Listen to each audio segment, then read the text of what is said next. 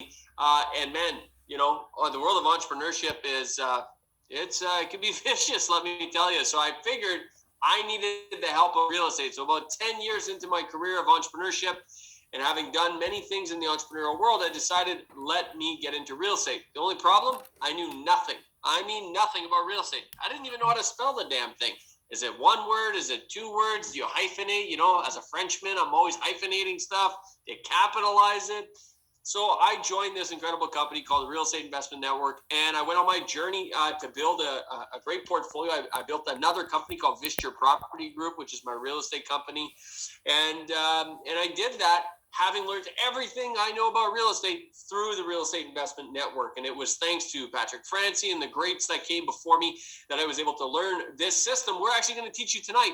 And today I get to, through Visture Property Group, my real estate company, we do essentially all of the strategies. We do development, we do densification, we build coach houses, we build duplexes, triplexes, we do mixed-use commercial, and mostly in Peterborough, Orillia, Lindsay, as well as Hamilton, and some commercial in Calgary, Alberta as well. So that's a little bit about me, folks. I documented my journey in a book called Messy Manager.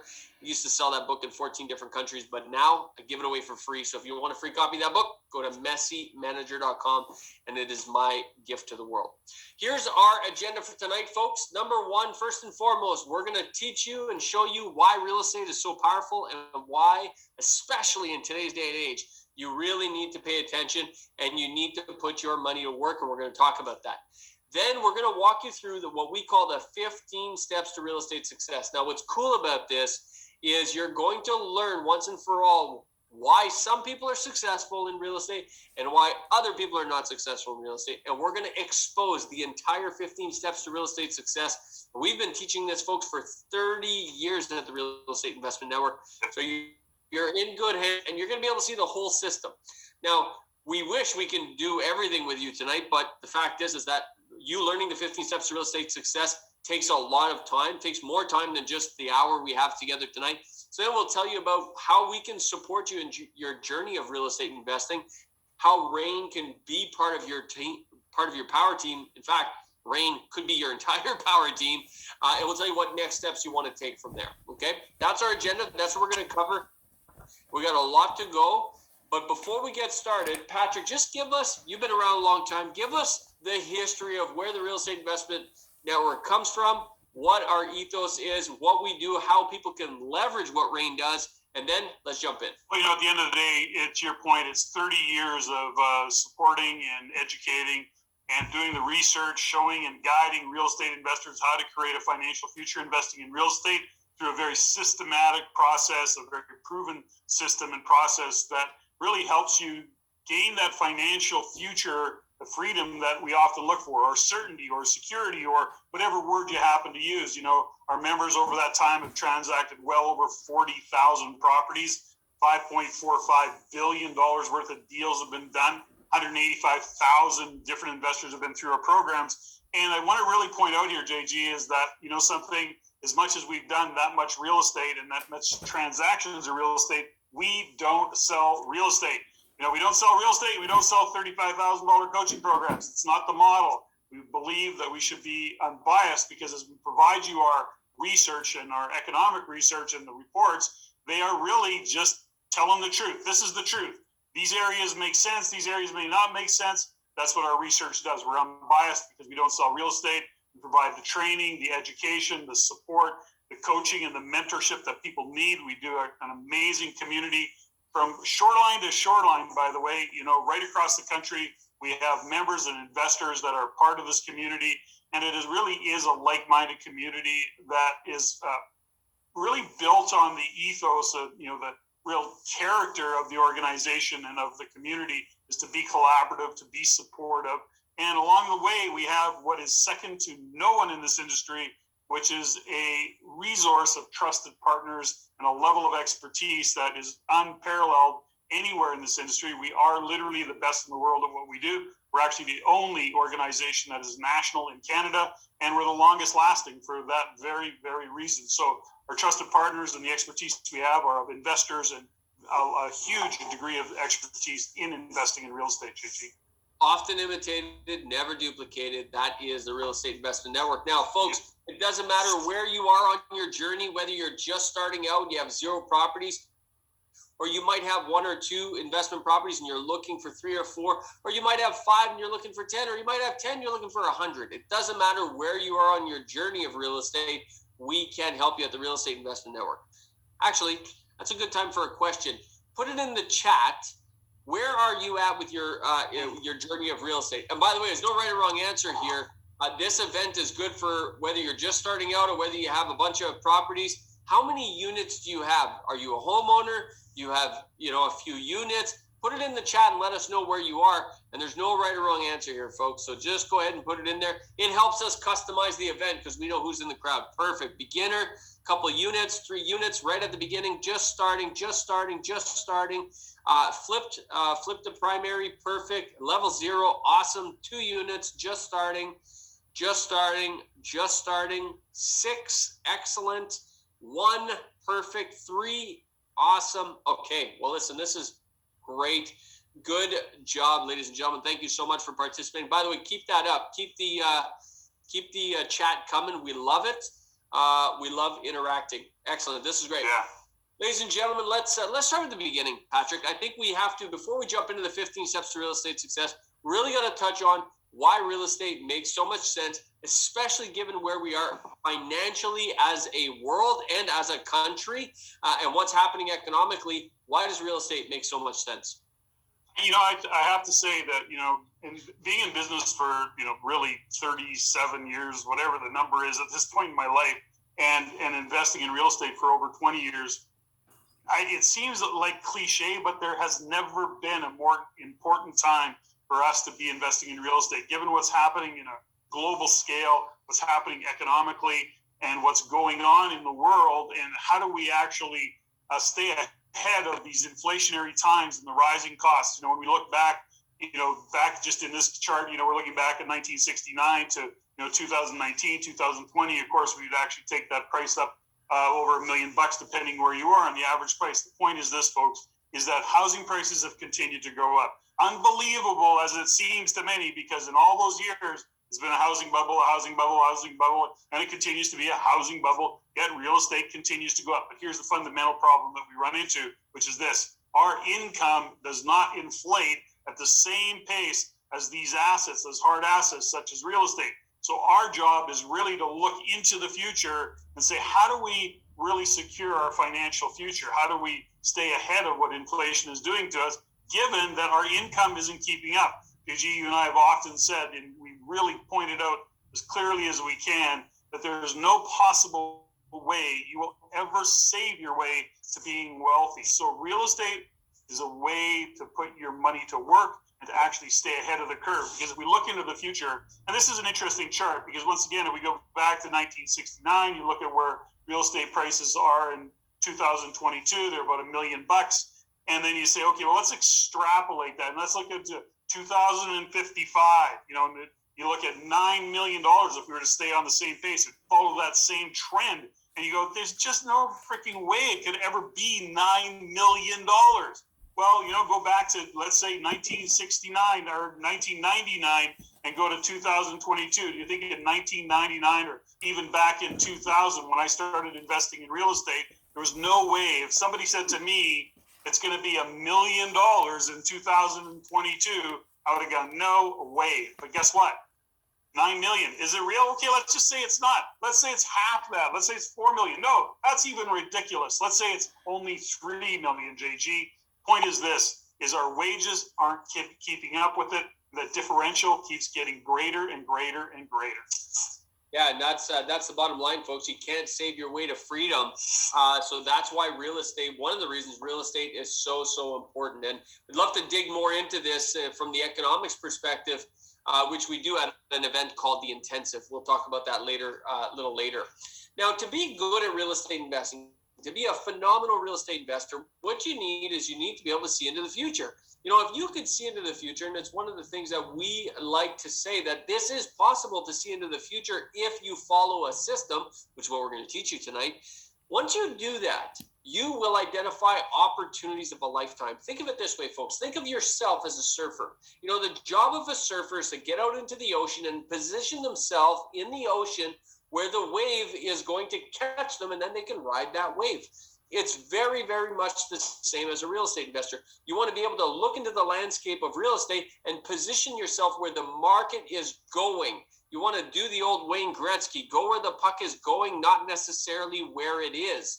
And we've been doing this and showing people how to do this for 30 years, folks.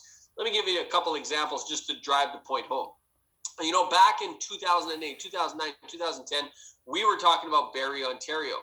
Now, this is before the times when Barrie was popular. Right now, Barrie's like, you know, Barrie's a hotspot. Everybody knows Barrie's a great investment town. But we were talking about this in 2008, 2009, 2010, 2011. And it wasn't so popular back then. You could have bought in Barrie, Ontario in 2011 for an average price of $284. That average price 10 years later, $752. That's a $468,000 gain, or 46 grand a year, or $128 a day. That's what it looks like, folks, when you position yourself ahead of a wave. Question is, how do you see the wave coming? We're going to show you that today, but the results can be incredible. And it's not like we just did this once. We've done it again and again and again because we know what we're looking for. Patrick, back in 2008, 2009, 2010, you guys were talking about Hamilton, Ontario, and people thought you had lost your noodle.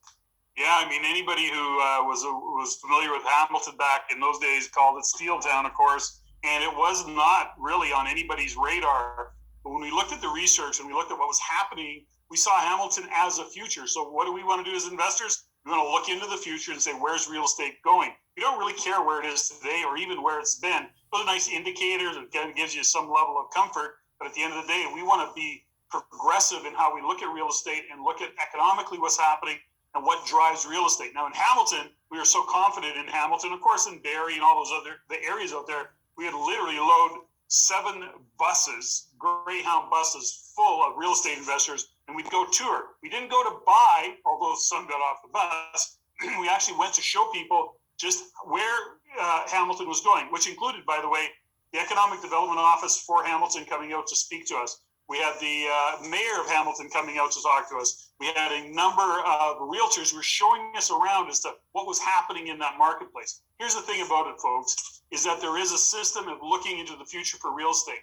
And it doesn't matter what strategy you use. Now, that's the key part here, JG. You know, some of you are interested in buying single families and renting them out. Others are just interested in, well, how do I get in the game? And how do I make sure that the investment I'm making in real estate has a future? That's really the answer to the question that we are arriving at when we look at how we break down research and how we look at a real estate market using the system. And folks, because when you know the system, you could do this again and again and again. Ottawa, Ontario is a good example. Surrey, BC is a good example. I can show you other slides on Red Deer, Alberta. 2 years ago, we talked about the East Coast. We talked about Halifax. We talked about some of those markets 2 years ago, just as COVID was happening. Pay attention. These markets are going to blow up. Calgary, 1 year ago, Patrick, you were talking about this. Edmonton, 3 months ago, you've been talking about this. We're always seeing into the future, folks, because we know what we're looking for. We're going to show you that in the 15 steps to real estate success. It's really going to come to light in terms of seeing the whole system from step 1 all the way to step 15. Now, before I show you and before we get into this system, which is in a couple slides from now, you need to be aware that most real estate investors, when I say most, I mean 99.999% of them start at step number 9. Step number 9. They don't start at step 1, they start at step number 9. It's the same thing probably most of you have been doing, which is why real estate for the average is very it's very scary, Patrick, because they don't understand the entire system, and that's what we're going to show you tonight. Well, yeah, and I just want to point out, and why even some of you may be sitting on the edge is because you hear all the bad news stories. You hear all the stories of things gone wrong, toilets and tenants, as they say. And at the end of the day, folks, it's because people are they're stepping outside of their zone of knowledge. They're not getting the education, and they're making some very fundamental and foundational mistakes that come back to haunt them later on. 100%. Now, folks, before we get into that system, we just want to talk about confusion, because in our world, confusion's the enemy. And there's no more confusing marketplace in the real estate marketplace, because everybody seems to have an opinion on your friends, your colleagues, your family, your brother, your sister, your mother, as well as other news sources, so-called experts, so-called media, social media. Everyone has an opinion on the real estate market. And Patrick, this creates incredible confusion for the average investor that doesn't know the system. Well, there is so much confusion out there because people don't understand that they're often making emotional buys. They're struggling with FOMO, or they're just trying to catch up because inflation, and their buddy just made $100,000 in real estate, but they're not making decisions based on, and that's really speculation. And what happens is then people say, well, I got to look deeper into this, but they're reading headlines like, you see the Bank of Canada, which dismisses data showing homes are overvalued, but at the same rate, they're actually determining interest rates based on what's happening, which is interesting because the Bank of Canada is what we would call a reliable source. I mean, gosh, we can't trust the Bank of Canada. Who can we trust? Well, we can trust the CMHC. And then the CMHC comes out and says the housing market is at high risk of a sharp correction. And do you know something? Out of the past 3 calls the CMHC has made, they've been 100% wrong. As a matter of fact, 180 degrees are wrong. So who the heck do we trust? So we keep looking through the headlines and we go, oh, OSFI. I mean, gosh, they're a regulator. They know what's going on. They say there could be a 20% pledge when speculative fever was over. Well, that was back in February of 2022, and real estate has continued to go up in very specific markets. So then you go, okay, well, I don't know who to trust anymore. And you get the headlines, the global news here is talking about house prices in Canada are going to keep rising through 2022 as demand outpaces supply. Oh my gosh, that's all we've been talking about. And then, I mean, if we can't trust Canadian Parliament, who can we trust? They're warning that real estate prices are going to be as much as 50% overvalued. Now, here's a question for you. Who is Canadian Parliament, and why do they have an opinion on real estate prices? I have no idea, but it makes for an interesting headline, which adds to the confusion, which adds to the fear, which adds to the standing on the sidelines watching real estate get ahead of what we are earning as an income because we're trying to keep up. So it's easy to get knocked off course. It's what we call a whack-a-mole education strategy that starts to open up. People are looking for insights, looking for information. Well, I can get this free on YouTube. YouTube told me this, and there's this guy over here. He's an expert. Oh, he sells real estate. Okay, well, maybe I can't trust him. So what happens is we start chasing around different strategies, and we become what we refer to as hummingbird investors, which is bouncing around, never really accomplishing anything. And when you are, it's a speculation. You're not confident in it. You're speculating instead of investing. And that comes back to haunt you. And that's what we call a hummingbird investor, which often finds themselves in trouble, which some of you have heard of. And that's why you're sitting on the sidelines going, I don't know what the hell to do. I just know that real estate is going crazy and inflation's nuts and I'm not keeping up. So, folks, all of this leads you to exactly what Patrick is talking about. And the only way to counteract this is to follow a system, to start making data-driven decisions. Man, if I could literally tattoo that on your forehead, I would. Make data-driven decisions. But to do that, you need a system. And we're going to show you this 15 steps to real estate success. So here's what we're going to do now. We're going to go through the entire system, front to back, all the way through every 15 steps. We're going to describe what each step is. Now, keep in mind that this is like a ladder, meaning you got to take that first step, and then after you can take the second step. Where most investors go wrong is they start skipping steps. They just go straight to step number 9. They try to start at step number 10. I'll show you. You'll see when we get there. Folks, you got to look at the system from start to finish and ask yourself, if you've been successful in real estate, you have got to be able to follow this step by step by step. Now, we're going to do our very best, Patrick and I, to go through each step in as much detail as possible. But what we're about to show you is what we do on a daily basis for real estate investors. It's what we do through the REIN channel. It's what we do through our intensive event. It's what we do through our all access coaching program. It is what we do is take people through these 15 steps at the pace that they want to go through them, Patrick, because everyone has to follow they have to honor their pace. It's not a race. So you have to honor your pace. And some of you will go through these 15 steps faster than other people. And that's okay, because real estate, Patrick, is not a destination. It's a journey. It is a journey, JG. And here's the thing about it is that, to your point, you need to honor your pace. Not everybody moves at the same pace, and you want to take the emotion out of investing in real estate. It can be very emotional, but if you just step back from it, take the emotion out of it, follow a system, take the pragmatic steps to make really data-driven decisions, not emotional-driven decisions, it changes the game. It increases your confidence, and it increases your success level. And actually, you can make decisions as to what is even the best investment strategy or the best type of real estate to invest in. Absolutely. So let's start with step number one, Patrick. I'll let you kick it off.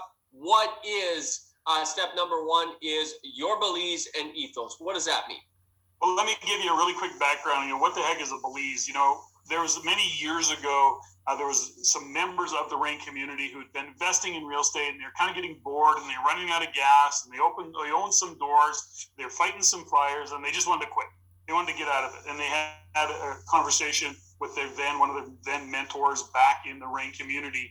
And, he said to them, he goes, well, why are you getting all bummed out? Why are you running out of steam? And they go, I don't know. It's just one thing after another. And so he just finally said to him, he goes, well, let me ask you. He says, what's your goal? What was your intention of investing in real estate?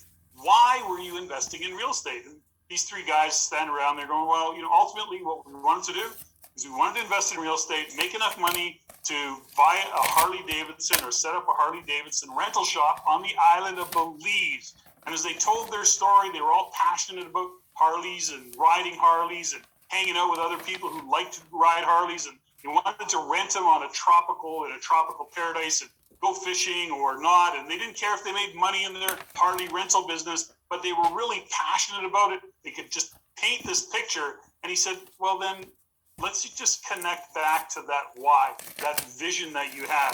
And they got all fired up again. They realized that they'd gotten off the why. Why were they doing it? So we incorporated that into our conversation or our languaging, which is, what is your beliefs? So as we sit here today and you say, well, I want to invest in real estate, ask yourself why. You want to make money? Got it. But here's what you want to do with money. Really? We think we want to make money? Actually, what we want to do is we want to buy time.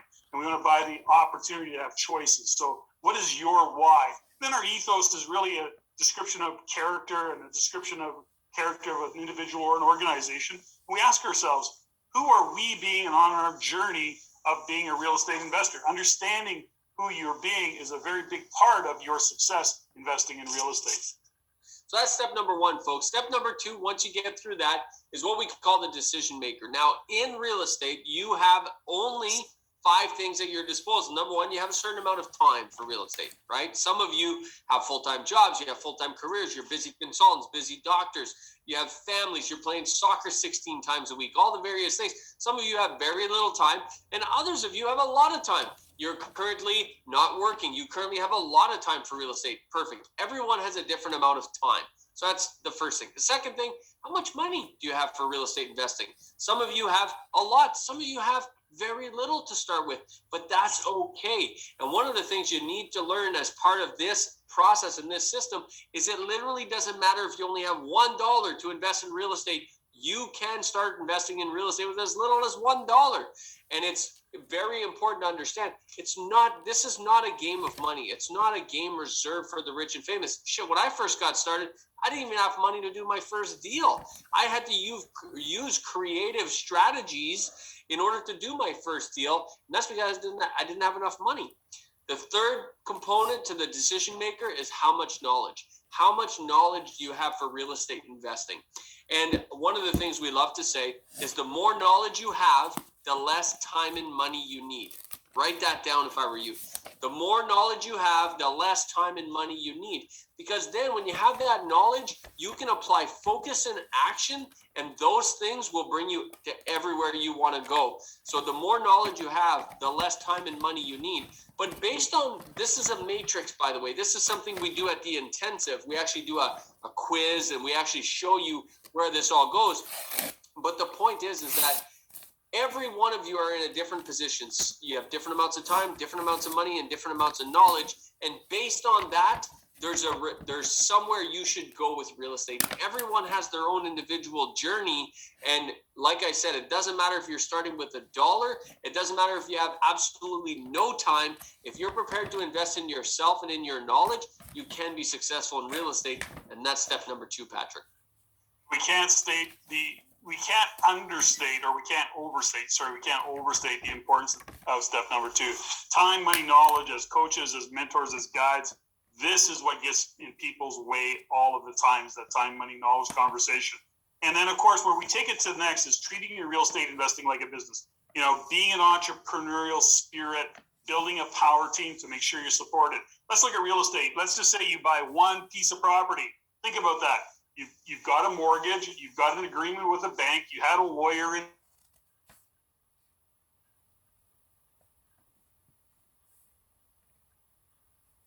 Did Patrick? You're marketing it to attract revenue coming. Did I break up? You're back now. Okay, you've got revenue coming into that property, and you've got expenses against it. You've got maintenance, and at the end of the day, every single property you buy, you want to make sure it's in the right location. You want to make sure you're maintaining it really well. You want to make sure that your clients are happy. That's just like a little business. And when you start to understand that you treat it like a business, it changes the game in how you actually look at your real estate, because it makes it more effective, more efficient, more profitable, and you have more confidence in actually growing your real estate portfolio, JG. That's step number 3. Treat your business, treat your real estate like a business. Step number 4 is to understand the power of leverage. Now, in real estate, one of the common misconceptions is how to win in real estate. There's actually 5 different ways to win in real estate. The first one is the cash flow that building generates. Every single real estate investment, if done properly, should generate cash flow. Now you're thinking, I know already what you're thinking. You're thinking, JG, I can't find cash flow here in Toronto. I can't find cash flow in Oshawa. I can't find cash flow in Vancouver. Just stick with us, folks. We're going to show you in step 6, 7, and 8 how to find cash flow properly. But if you do real estate right, every building should generate some cash flow. That's the first way to win. The second way to win is those buildings over time will appreciate. Now, in the last 2 years, they've been appreciating. The price has been going up a lot, 15, 20, 25% per year. That's crazy. But you don't need that kind of appreciation to be successful in real estate. You only need 3%. As long as you invest in markets that are growing by 3%, you're going to crush it with real estate. Crush it. The third thing is principal buy down, okay? Every single month, come hell or high water, you're getting rent from your tenants. With that rent, you're paying down the mortgage. That principal buy down off your mortgage, that's your return on investment. That's $8, $10, $12, $15,000 plus per year. That's your return on investment. Number 4 is the forced appreciation. What does that mean? This building, this office space I'm in, I bought this building 3 years ago, a little over 3 years ago. It's doubled in value in the last 3 years. How did that happen? Well, it happened because the market appreciated a little bit, but it really happened because of all the renovations I did, all the forced appreciation projects I did, the inside renovation, the outside renovation, the beautification projects, all that stuff adds value to my investment. And then the 5th and final thing is the fact that over time, as you continue to win in real estate and this building generates cash flow and it appreciates and you buy down the mortgage and you do these renovation projects, this building becomes clear title and you end up with an annuity. Think of it like a little ATM machine that's just producing money for you day in and day out, week in, week out, month in, month out, and that becomes an annuity. So there's 5 different ways to win in real estate. One of the things we teach you in step number 4 is exactly how to evaluate all of these 5 ways because they're different. That's something we talk a little bit more about at the intensive, but that's step number 4, understanding the power of leverage. Patrick, step number 5. Getting your financial house in order is really at the foundation of things. This is a mistake many people make. And at the end of the day, when we look at the journey of anything, I compare it to a GPS. Get in your car and you're going to go somewhere. What's the first thing that you do? You're going to pull up Google Maps, you're going to pull up Waze, or you're going to pull up some system of GPS. But in order for a system of GPS to work, it says, where are you going? If you tell me where you're going, I'll give you the most efficient way to get there. And when it comes to getting your financial house in order, it really is about saying, that's where I want to go. I'm going to work backwards from that. So putting yourself in, getting your financial house in order is really getting it out in front of you to know what you can achieve, what your goals are going to be, what you need to do to take the next steps of investing in real estate. And so having those, working backwards from those financial goals is like setting the GPS in your car. You're working backwards. We're going to then give you and support you on the journey of what steps you need to take to achieve those goals. Awesome. Now, folks, I'm going to cover the next couple steps, okay? Step 6, step 7, step 8, and even parts of step 9. And the reason this is so important is they all work together, okay? Now, I need you to pay attention to this because, as you can see, so far, we've covered already 5 steps of the 15 steps. We're a third of the way through, and I can promise you 99.9% of people haven't done these first 5 steps. In fact, most people start at step number 9 when it comes to real estate. And that's where they go wrong, is they have the wrong start point. So let's get into step number 6. Now, one of the things we talked about cash flow a while ago, step number 6 is all about analyzing where you should invest in real estate. We call this REIN's Property Goldmine Scorecard. This is a proprietary system we've developed in order to teach people how to analyze the markets and how to decide where you should invest in real estate. The where to invest is critical. Let me give you a pro tip. Most people get this wrong right away, and here's why. They typically invest where they live. Now, if you happen to live in a great investment city, awesome, you got lucky, but most people don't. And as a result, they invest where they live, and that is mistake number 1. It's one of the most common mistakes. There is a path here, and there is a proprietary system to figure out where to invest, and that's based on economic fundamentals and market influencers so you can see exactly where the best place is to invest. That's step number 6. That leads us to step number 7, which is when to invest. Now, the where is one thing. Should you invest in Ottawa? Should you invest in Halifax? Should you invest in Montreal? Should you invest in Peterborough? Should you invest in Abbotsford? The when relates to the phase of the market cycle. Now, there's 3 market cycles. There's a boom, there's a slump, and there's a recovery. And there's 3 phases to each. And based on where you're at in the boom, or based on where you're at in the slump, or based on where you're at in the recovery, will lead you. And once you do this research and you figure out exactly where this will lead you to step number 8, which is choosing an investment tactic. This is where you decide whether you're going to do a buy and hold, or a fix and flip, or a rent to own, or an agreement for sale, or an assignment, or a wholesale deal. This is where you're going to figure out if you should do a BRRRR, or a fix, flip, and refi. This is where you're going to figure out if you should use a vendor take back, for example. All of these different decisions, which most people get tripped up on, is guided by step number 7, which is where are you in the cycle, which is when, which is guided by where you're investing, which is based on economic fundamentals. Now that's step 8. I've covered a lot there, folks, but let me just cover step 9 to show you where most people start, and this is where they go wrong: finding properties. Only after, I repeat, only after you've done step 1 through 8, then should you go look for properties. Then should you go find properties. Now, let me tell you how most people decide to become real estate investors. They wake up on a Saturday morning, they pour themselves a nice cup of coffee or a tea, and they say, today I'm going to be a real estate investor, and I'm going to go shopping on MLS or realtor.ca. And they think like it's like shopping for IKEA furniture or something.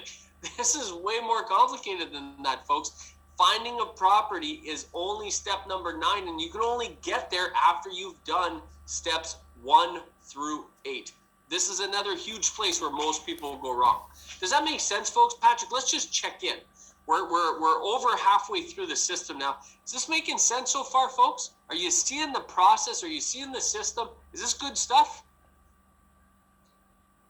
Right? Is this good stuff? So far, so good. Excellent. Loving it. Great. Definitely. Okay. Awesome. So once you hit step 9 of finding properties, then you can move on to step 10. Patrick, take us through the cash flow zone. Something I just want to point out, all of these steps, by the way, is we're teaching you. We're showing you how to do and find and do your research and make your decisions. So, we're teaching you how to fish, and that is so important, especially when you get into the different markets that could provide opportunities. And, once you start to know how to do this system, guess what? You're analyzing cities, and you're analyzing neighborhoods and provinces and, and real estate all the time. So we look at the cash flow zone. One of the things that you have to get really comfortable with is actually looking at a piece of property and making a decision. Now, we often say you got to kiss a lot of frogs to find that prince or that princess, right? You just do. If it was easy, if you just don't walk down a beach and pick up gold and diamonds, you got to dig. Now you have to be efficient at digging. So what we have is what we call the cash flow zone, which is a way for you to look at a lot of real estate, very quickly assess, is this worth a second look? Should I continue to looking at it? Otherwise, you're going to waste your time looking at all these deals that make no sense. You got to be efficient. You got to be able to look at a lot of deals. And I'm saying 40, 50, could be 60. And I mean, you may get lucky and look at 5 and find the right deal. But you have to be able to process that information quickly to be efficient and be confident in the decision so that you're not analyzing and wasting your time on properties that make no sense. Patrick, I'm getting a bunch of private messages, people saying, oh my God, I almost started at step 9. We know, folks, it happens to everybody. All right, once you finish step number 10, and Patrick described that really well, then you can move on to step number 11, which is a full property analysis. Now, this is how you do full due diligence, full property analysis to figure out if it's going to be cash flow positive. Now, right away, this is a lot of people get tripped up here because they just here's how people do cash flow analysis in their mind. Okay, the price is this much. My mortgage is going to be this much. I think I can rent it for this much. Is there a difference there to my cash flow positive? Yes or no? And let me tell you, folks, there's way more analysis to be done there. And this is where the spreadsheets come in.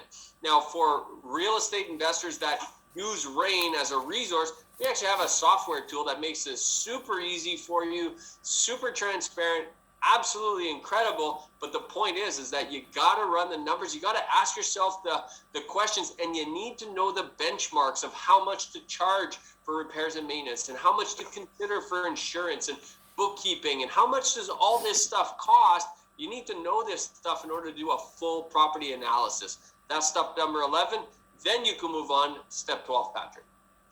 Something, it takes talent and it takes some time to learn how to offer, write an offer on a piece of property and to negotiate a deal. Now, as much as this is talking about writing offers and negotiating, at the end of the day, when you have the right people on the team, you're being supported in guiding and writing those offers. Investor-focused realtors, realtors who understand what REIN teaches, that speaks the same language as you do, realtors who understand how to create opportunities and where opportunities exist, and then are able to negotiate an offer based on what's happening in the market and the market conditions of what's happening today. The past couple of years, many realtors who aren't investor-focused were actually doing investor-focused deals. And man, oh man, there's some concerns and all that. That's a different conversation. The point is this, folks, is that as you surround yourself with the right team, as you learn these negotiating tactics, you start to get confident in writing offers. And just by the way, never be intimidated in writing an offer, although you will. The fundamental is you can't buy a piece of real estate until you write an offer. Full stop. There's never been a piece of real estate transacted without some kind of an offer, even if it's on the back of a napkin, which is not what we recommend. But the point is, you need to be able to write an offer, and you want to be able to do it well, and so that you're covering all your bases and getting it handled. The question is, how do you successfully negotiate offers nowadays when there's very few conditions, if any conditions? How do you get that? I'll give you a perfect example, folks. I bought a piece of land last year, and I got this land for probably about $70,000 under market value. I could have flipped it for 70 grand.